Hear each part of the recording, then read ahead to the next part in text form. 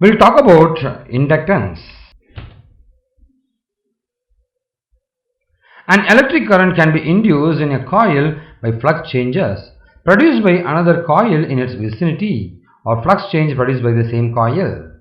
The flux to a coil is proportional to the current, that is phi b directly proportional to I, the current.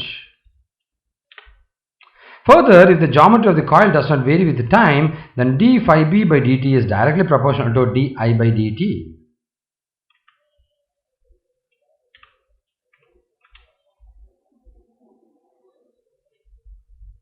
For a closely wound coil of n turns, the same magnetic flux is linked with all the turns.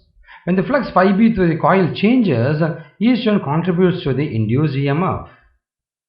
Therefore, a term called flux linkage is used, which is equal to n into phi b. For a closely wound coil, and in such a case, n phi b is directly proportional to I. The constant of proportionality in this relation is termed as the inductance.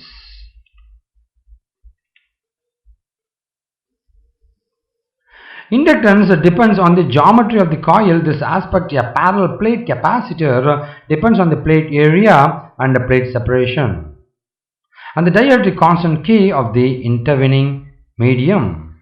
That's intrinsic material property.